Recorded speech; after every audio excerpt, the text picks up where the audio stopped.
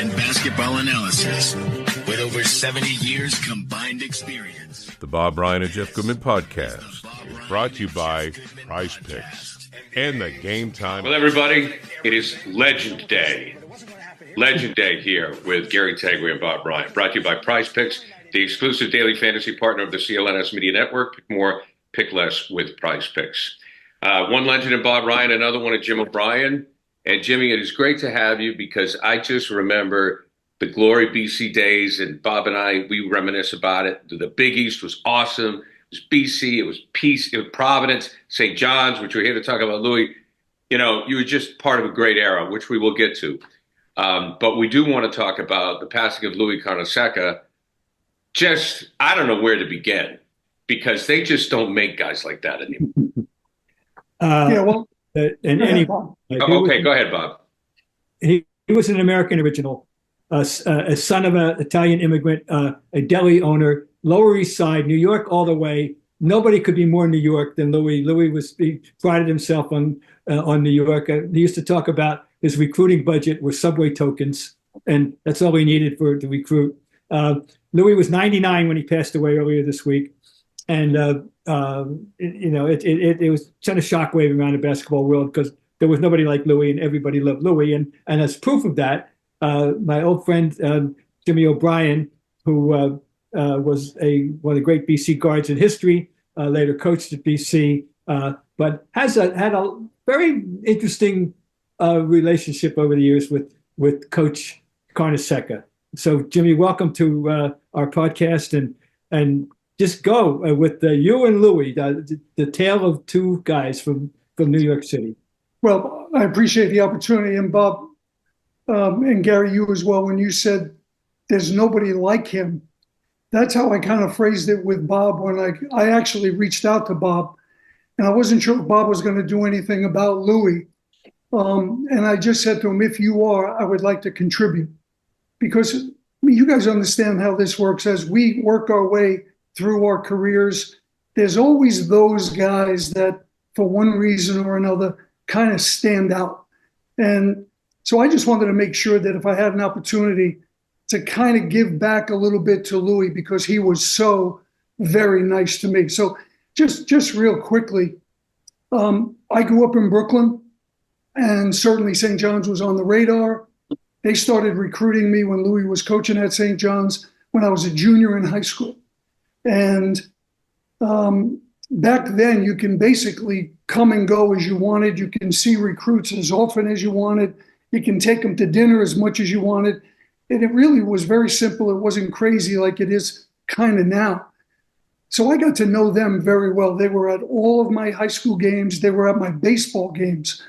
And I was at all of their home games my senior year in high school. So I actually thought I was going to go there. But I didn't, because Bob Cousy was one of my options. And for me, a New York City guard, Bob Cousy, I mean, that basically was it. So now I have to tell Lou I'm not going there. And I was devastated by the mere thought of having to sit down and talk with him or somehow tell him I'm not going to St. John's. So I get my father involved. And I say, will you do me a favor? Dad, I can't call him. Can you please call him and tell him that I'm going to BC? He says to me, you got to be kidding me. I'm not calling him. He recruited you, not me. I said, I can't believe I got to make this phone call. I was 16. Then he says to me, on top of that, you have a game tomorrow up in the Bronx that he's probably going to be at. Do me a favor, don't call him. Tell him face-to-face tomorrow. And I'm going, are you kidding me? There's no way I can do this. So I don't go to St. John's. He was as gracious face-to-face, me telling him that I'm not going. He thought I was going to go there.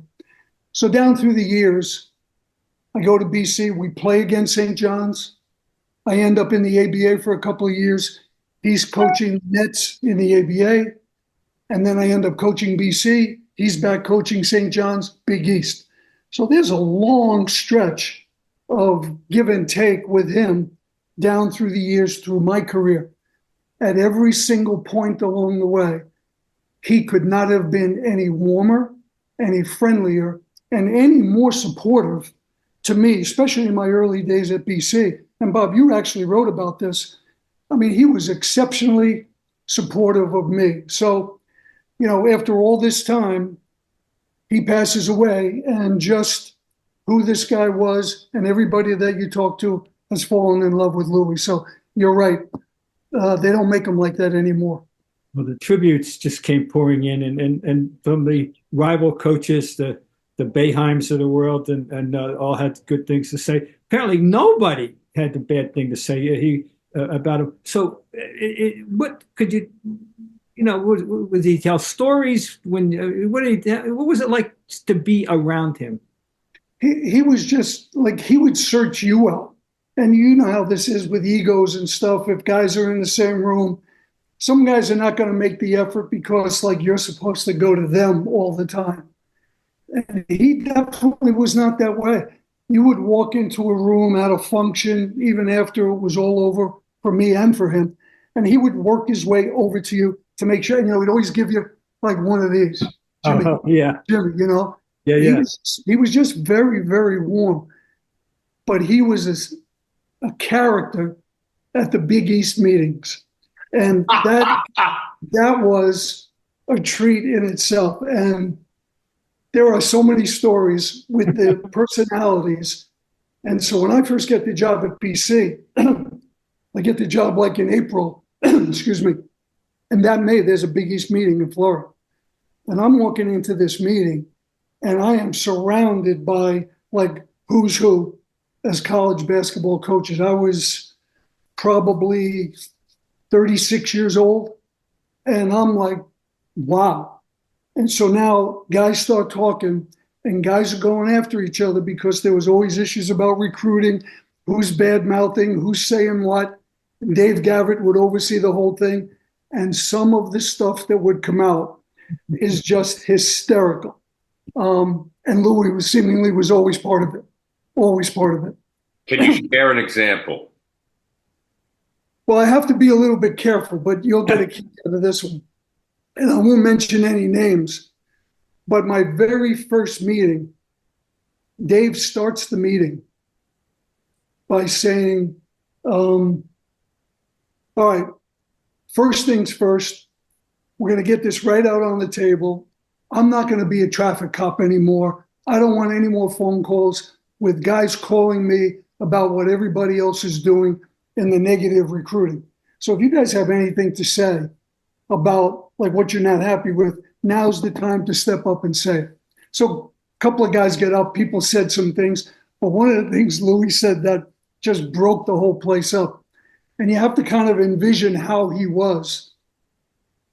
So he stands up and he says, there's a lot of bad stuff that's going on out here. There's a lot of stuff that we don't like, and we got to get to the bottom of it. He said, but first and foremost, negative recruiting is one thing, but when it gets personal, that's something totally different. So Dave says, all right, Louis, what are you talking about? He says, there's an assistant coach in this league who we have to be careful of. He says, because he's telling recruits, why would you go to St. John's?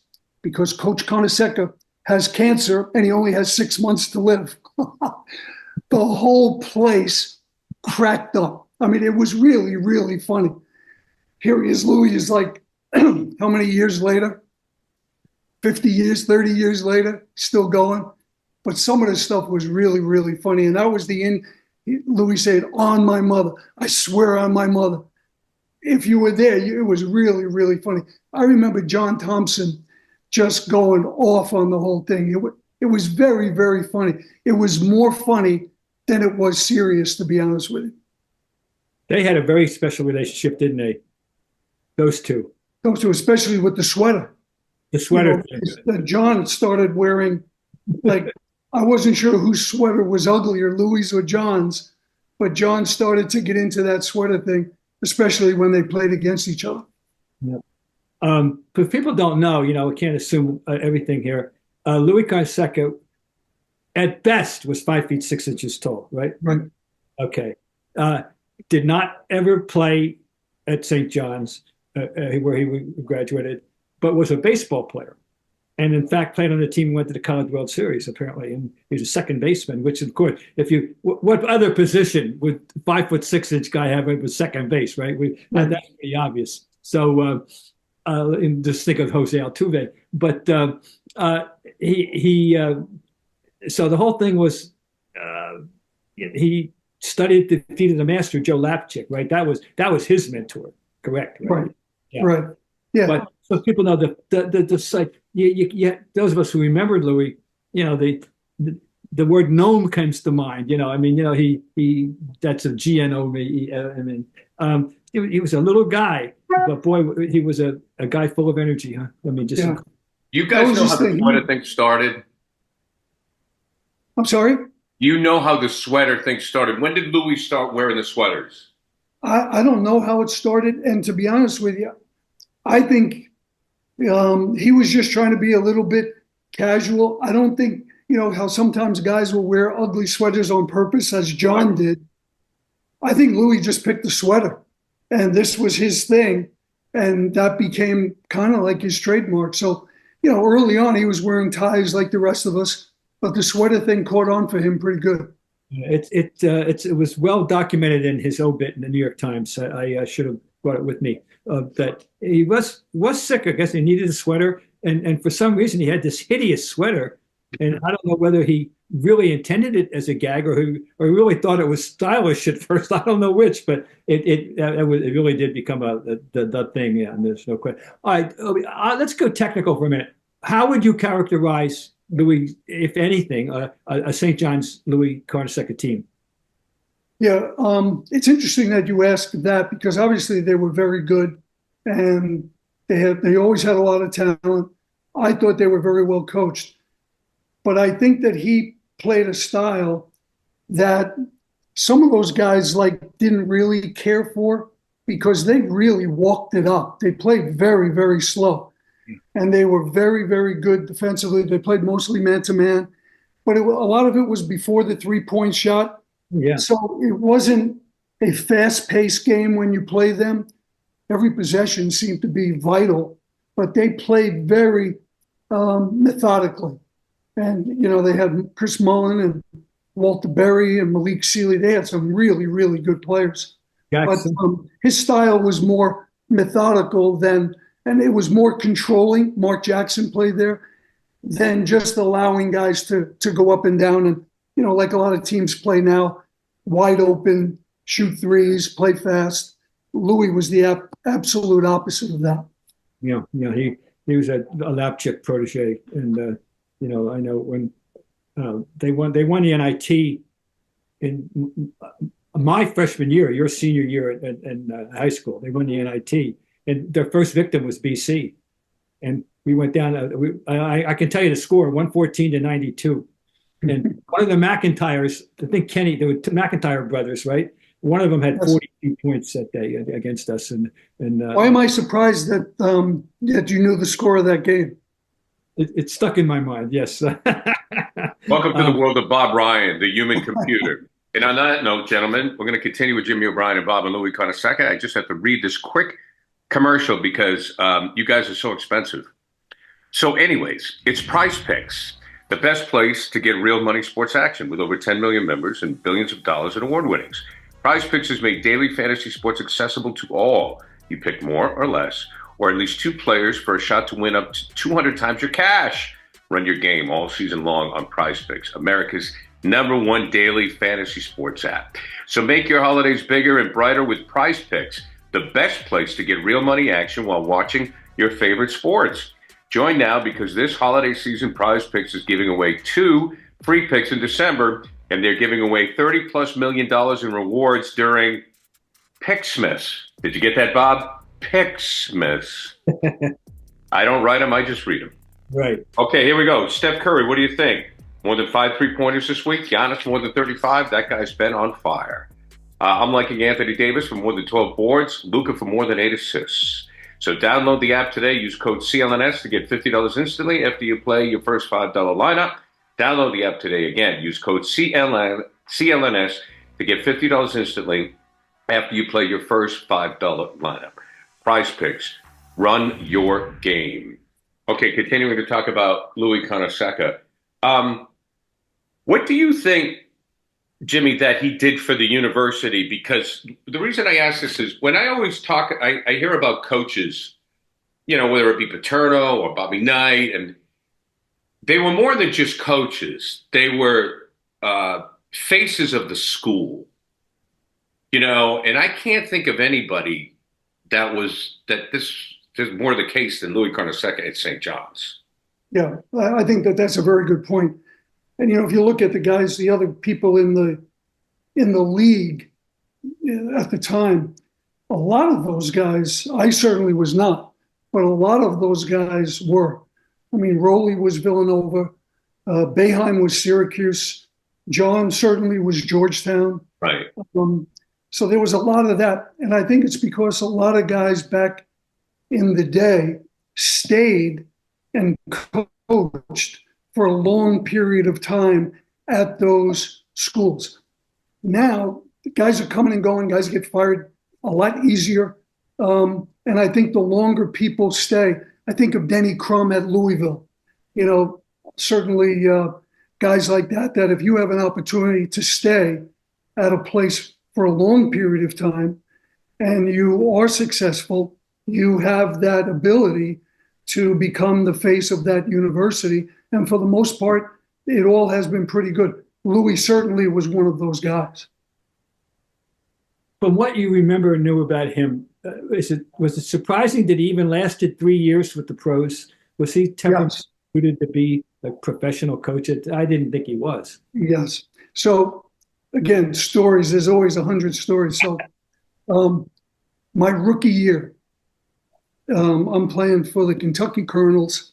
He's coaching the Nets. And Bob, you probably remember Rick Barry was playing for the Nets. Yes, I do well remember. Yeah.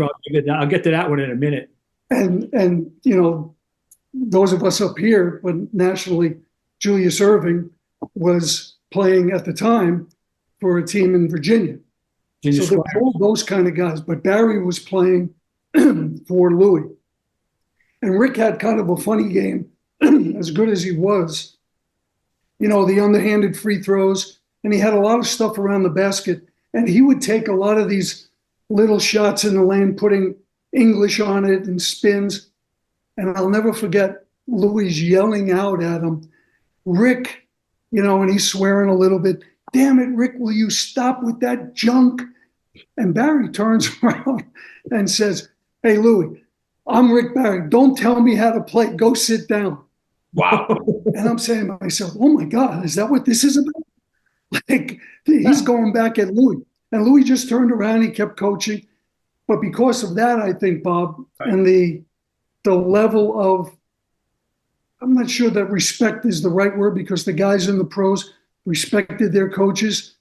But now all of a sudden you're not coaching college kids. You're coaching grown men who have families of their own. Yep. And a lot of times these guys are going to say stuff back to the coaches. And this was years and years and years ago. You can just imagine what's going on now. But that was one of the cases where I'm thinking, boy, oh boy, coach, for me, this is Louis Conaseca. And he's hearing this. So I never really thought that this was going to be the place that he was going to last a whole lot longer than that. A quick aside, the Celtics once played an exhibition game against the Nets at the Island Garden in Hempstead. And I remember they dressed at they wouldn't dress there. The locker room was so filthy. And right. They the hotel. But Barry beat them with a bank three-pointer. They beat the Celtics. And I remember being amazed that the Whopper, Billy Paltz, of course, had his own with Dave Cowens. I was crushed. I was mortified that the Whopper could play with Dave. I thought Dave would kick his butt. And the Whopper was a really resourceful player. He really was. He knew how to play basketball. And you mentioned the Whopper is another guy from St. John's. Yes, I know. He coaches St. John's as well. Yeah. Okay, I got to tell my one. I have one Louis story. I didn't know him very well. I encountered him in my professional duties a little bit, but this is my story. In 1984, I talked the Globe into sending me to Hutchinson, Kansas for the JUCO tournament. I was always fascinated with the JUCO tournament in Hutchinson, Kansas. So I got them to send me out there. Well, St. John's was recruiting a young man from the San Jacinto in Texas named Walter Berry.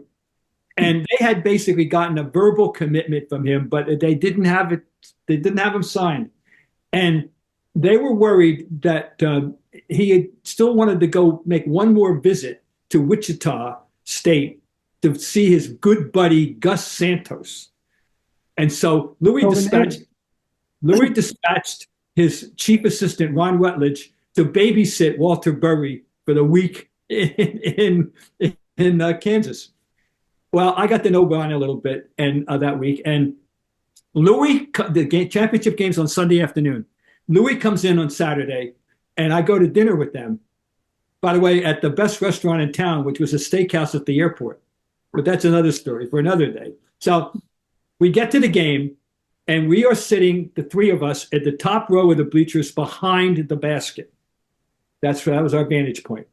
In the course of the game, a Vincennes kid tries to throw an alley-oop to his center.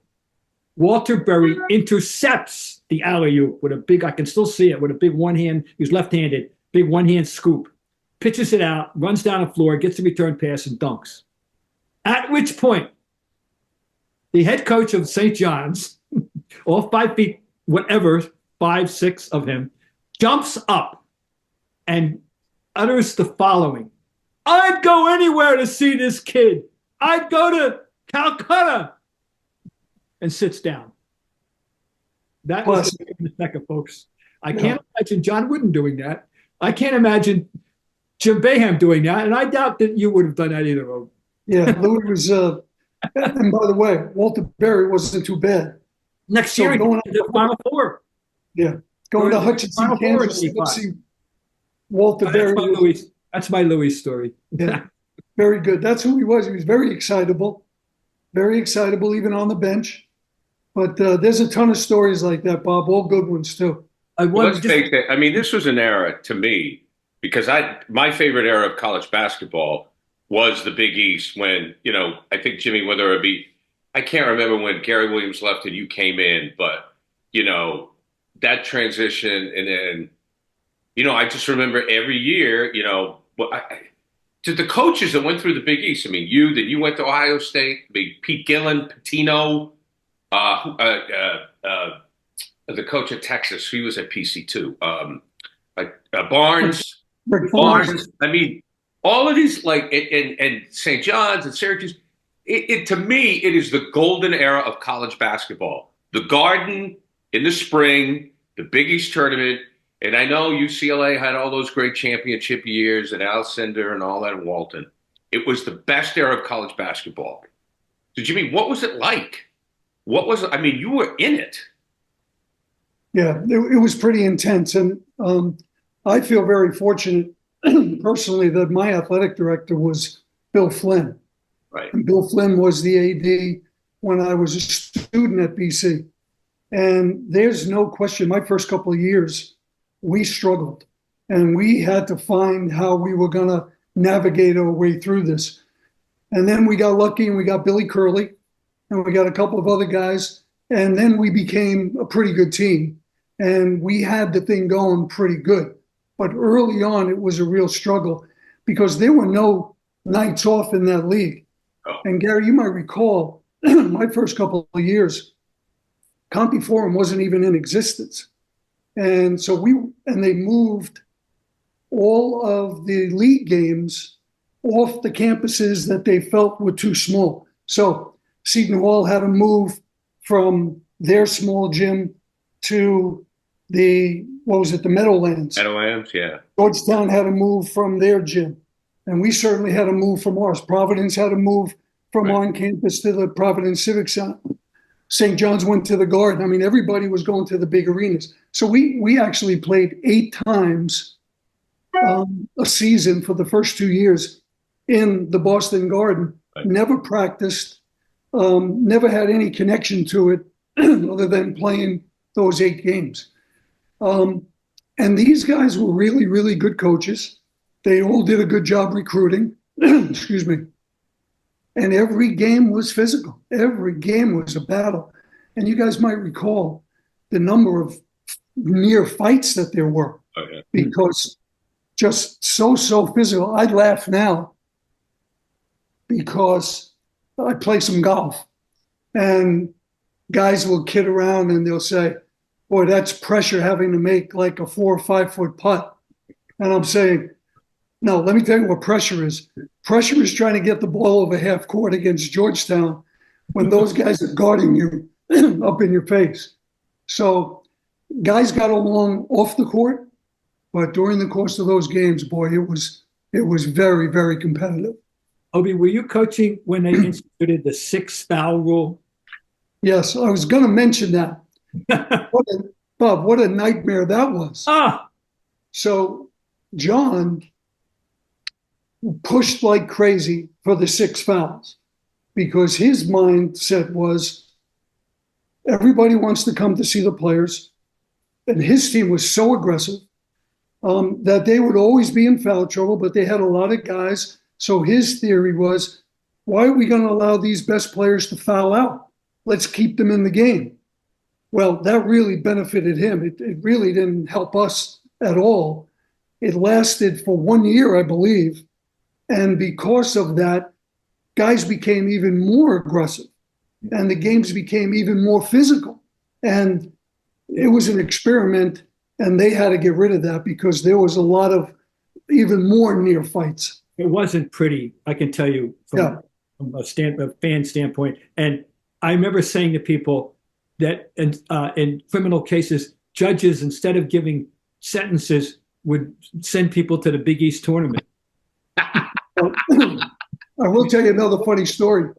It wasn't pretty.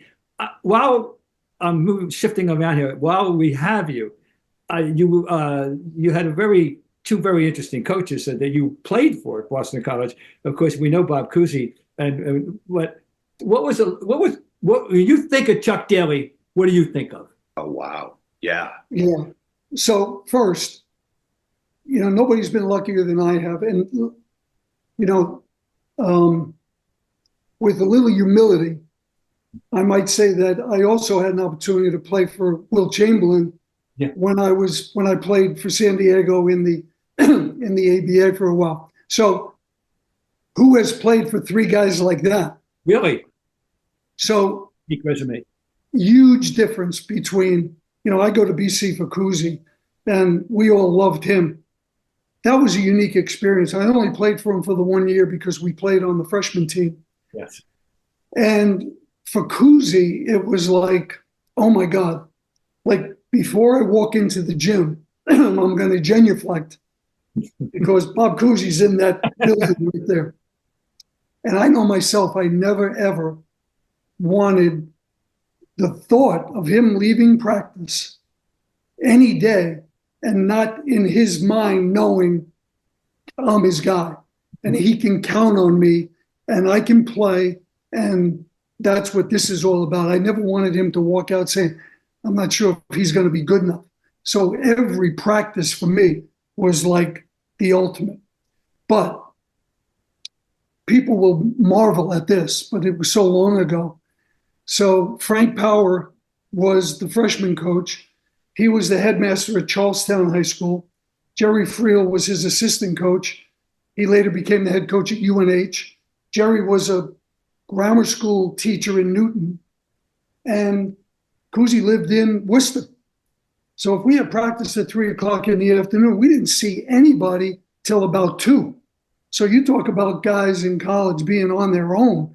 There was nobody minding the store. We had a good guy, a graduate student, Dave Philbin, who was kind of like helping. So Cousy was just about, this was our team. When Daly got here, this became the program. No. We started lifting weights. We started doing more running. And Chuck was like, came from Duke, and guys still tease me because Chuck wasn't Chuck when he got here. He was an assistant at Duke, and I remember saying, I was devastated when Cousy left because this is the reason why I came to BC. Right. And now after 1 year, he takes off.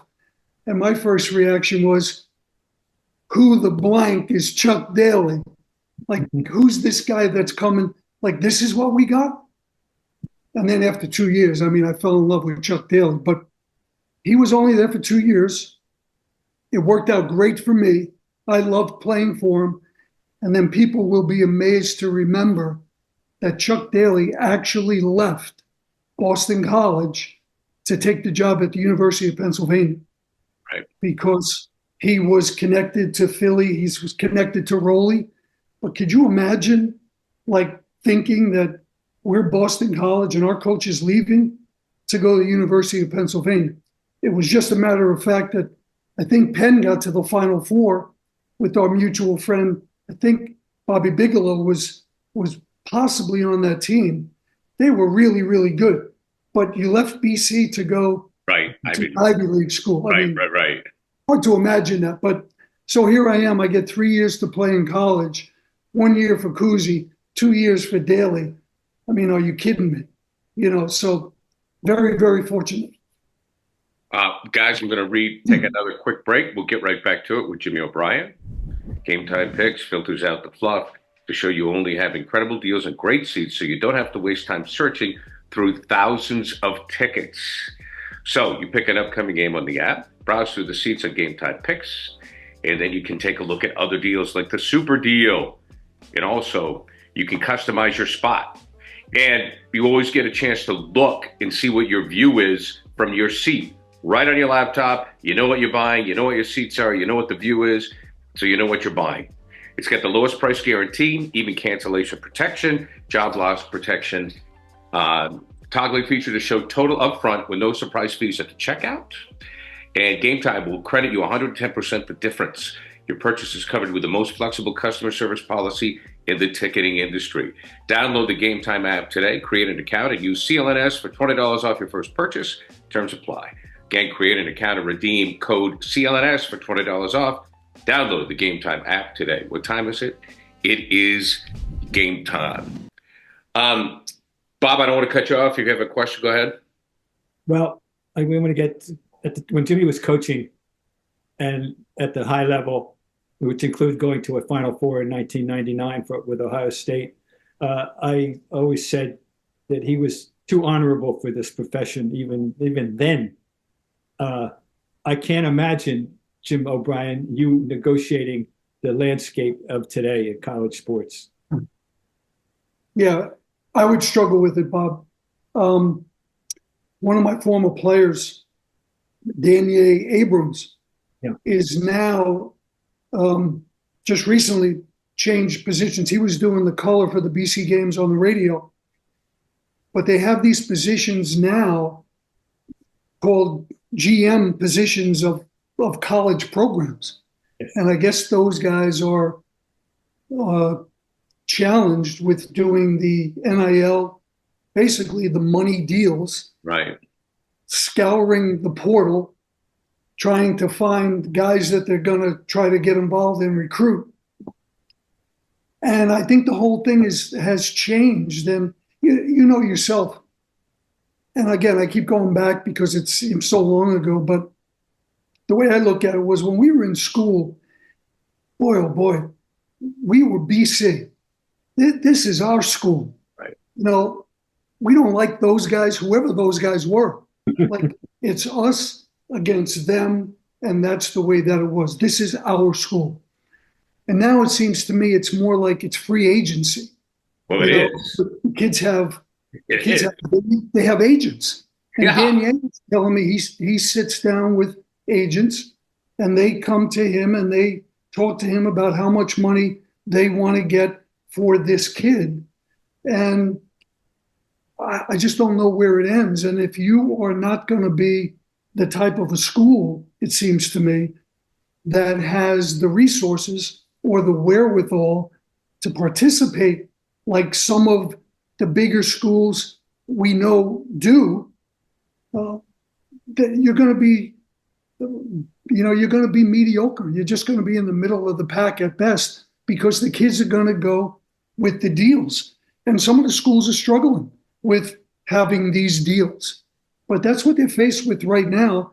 And if the kids don't like it and somebody else, A lot of the schools, they get poached by other schools. So people are trying to get kids from this. I don't know how the mid-major kids coaches do it.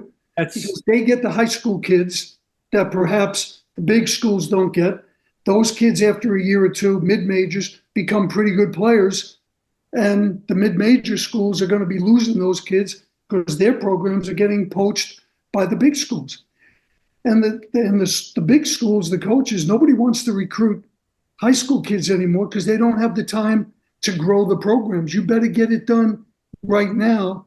So you look up and down these rosters and guys are playing with, 24, 25-year-old kids. And they're mature kids. The best teams are the mature kids. So I don't know how they're going to continue to go like this, but it's a different deal. And I don't know how the coaches coach the kids, because you got to handle the kids with kid gloves now. And, I never thought that I was somebody that was harsh with kids. I tried to be firm. But I think now guys have to be very, very careful what they say, how you go about doing this, because if a kid is on the fence and he's not playing, it's easy for these kids to leave because somebody else will give them some money to go. Well, the great Donnie Marshall, who I had a chance to work with, used to tell some, and I won't repeat them, some very colorful Jimmy Calhoun practice stories. Okay. Well, we failed. So that wouldn't work today. It would be really, really difficult, I would think. Although, speaking of Calhoun and Connecticut, I guess Danny is pretty active on the sidelines as well, Danny Hurley. But we would be remiss if we didn't mention, when you were talking about the Big East coaches before, because Calhoun went to Connecticut, I think the year I went to BC. And how could you not mention Calhoun when you're talking about, guys that had success in that league? I mean, with that school, I was an assistant coach at UConn for 5 years with Don Perno. So I know what that place is like. And when you think about what that school has accomplished in men's basketball with Jim, the 1 year that Ollie was there, and now these 2 years with Danny Hurley, and not even to mention what Gino's done with the girls. I mean, what they've accomplished in basketball is like ridiculous. So, yeah, but Calhoun it'd be different for him these days. He's a character, man. Yeah. Many years ago, when they first started winning championships, I said that should put on his Hall of Fame plaque his most great distinction. He made Storrs, Connecticut a destination. Yeah, he did. He did. Think about that, because there really is no Storrs. It's really Madison. And it's right? No, and it's a postal address. Yes, exactly. Go ahead, Bob. No, that's all.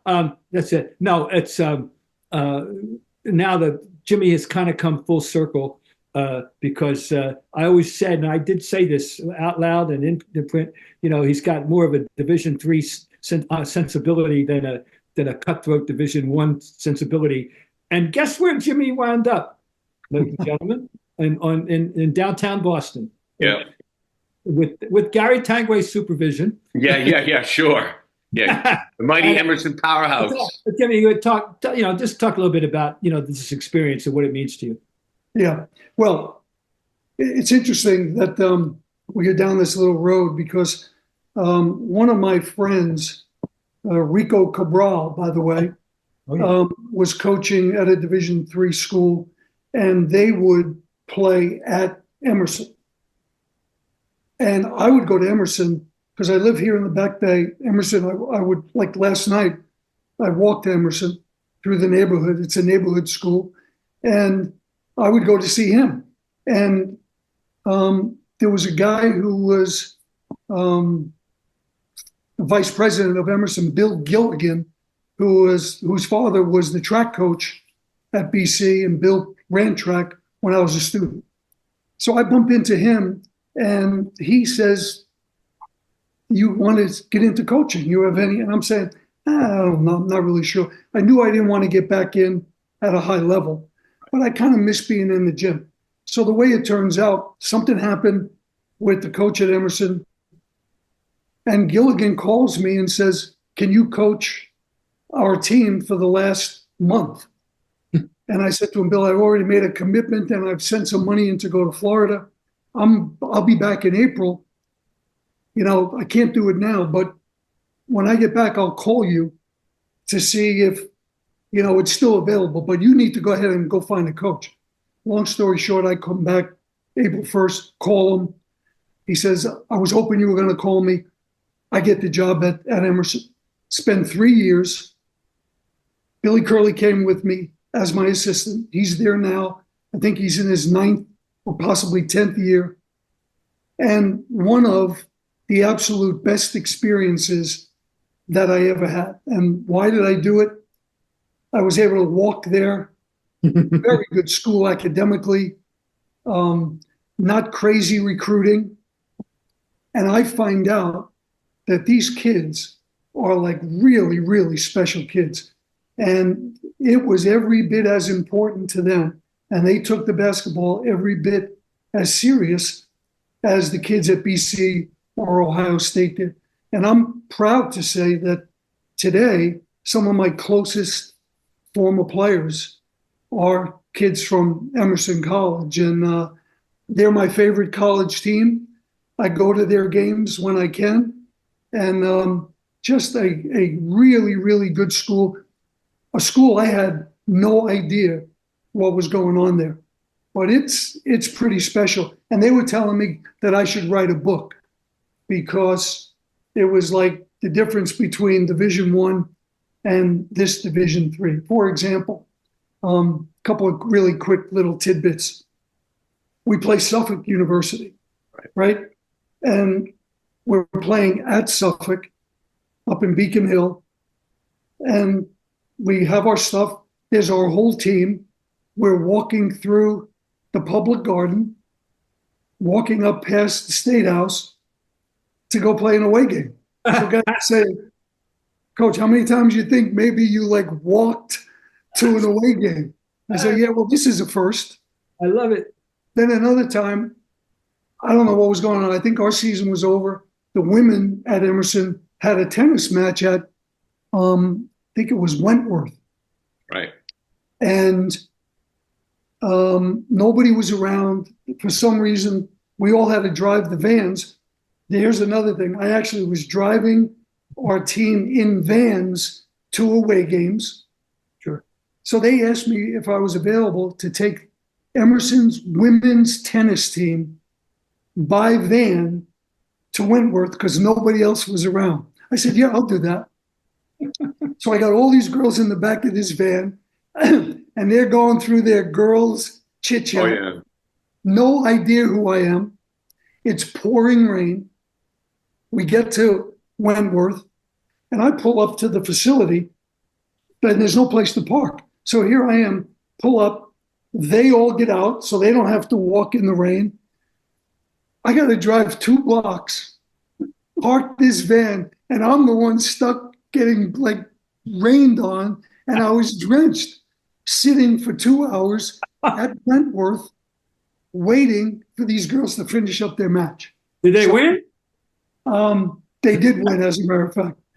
But it was all those kind of little things that make you say, in the long run, this is more part of the reality of what it should be like. So there was always those kind of little things going on there. And I actually loved the 3 years that I coached at Emerson. It's a great school. Billy now is coaching. A quiet secret is that Billy Curley is an exceptional coach. He's done a great job at that program. And last night, for example, they beat Babson by 2 points, close game at the end. He's done a remarkable job with the kids. He's getting international students. Right. Ironically, he has Ray Allen's son on the team this year. We had a chance to have Eddie Pickney's son on our team. He's had a lot of really high-profile guys. One of the kids playing for them now, his mother is the women's coach at Michigan. So there's a lot of interesting personalities, and it's a terrific school. A lot of people don't even know. Lastly, about Emerson, you'll get a kick out of this. Coach, where do they play? You got Conti Forum, you have Pauley Pavilion, Cameron Indoor Stadium. Where does Emerson play? 150 Beacon Street. Right. So that's the address. Walk in the front door, walk down about 3 levels to the basement. That's where they play, 150 Beacon. I get a kick out of that. It's a great school. The challenge with Emerson is the kids are smarter than the professors. I can tell you that. And smarter than most of the coaches. Yeah, they're amazing. I mean, they really are. I'm like, holy cow. Bob, I think we're good. This has been great. Jimmy, thank you for joining us. It's been a pleasure. You've always been a class act. And, you know, when Bob said he wanted to do this, I said, absolutely. Brought to you by Prize Picks, the exclusive daily fantasy partner of CLNS Media Network. Pick more, pick less with Prize Picks.